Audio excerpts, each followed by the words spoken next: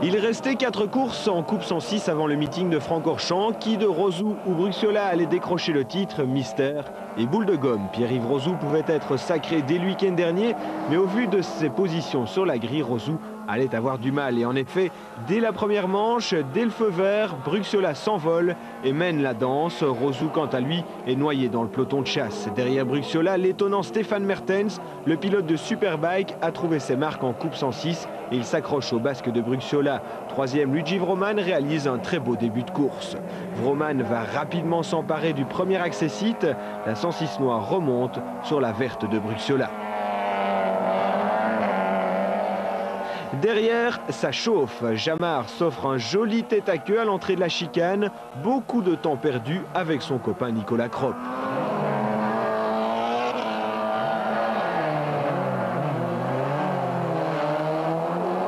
Alors que Bruxiola a quasiment course gagnée, il commet une erreur à la source et s'offre un tout droit. Du coup, Vroman et Mertens en profitent pour s'emparer des 2 premières places. Mais Bruxiola veut gagner et rapidement, il passe Stéphane Mertens. Luigi Vroman n'a qu'à bien se tenir.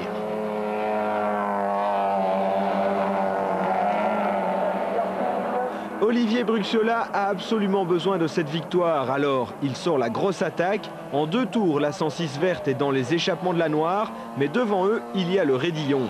Et c'est à celui qui passera le plus rapidement. Bruxiola reste le pied dedans et profite de l'aspiration pour récupérer sa première place au freinage des combes.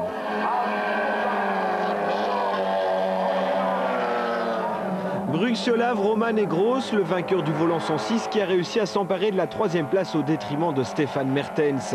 C'est le trio de tête en vue de l'arrivée. Toutefois, Vroman va commettre une erreur dans la nouvelle portion, une erreur dont profitent Gross et Mertens. C'est la première fois qu'Eric Gross termine 2e. Stéphane Mertens, quant à lui, monte pour la première fois sur le podium de la Coupe 106. Olivier Bruxiola était bien entouré.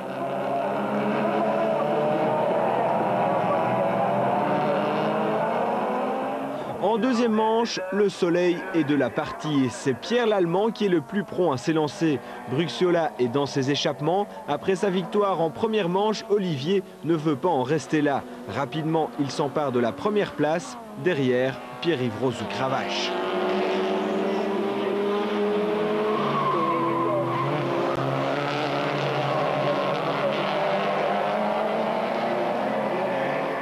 Rosou recolle au pare-choc de l'Allemand. Pierre-Yves met toute son expérience dans la bagarre et à l'aspiration, il conquit la 2e place. Reste maintenant à chasser le Bruxiola.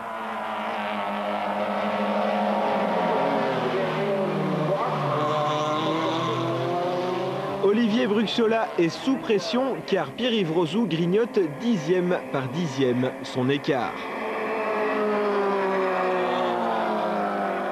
Arrivé à la chicane, Olivier entre trop vite, sa 106 se dérobe, le Bruxellois récupère l'embardé de justesse, Rosou n'en demandait pas tant, il prend la première place, pire l'Allemand et Scheffmann passent devant Bruxiola.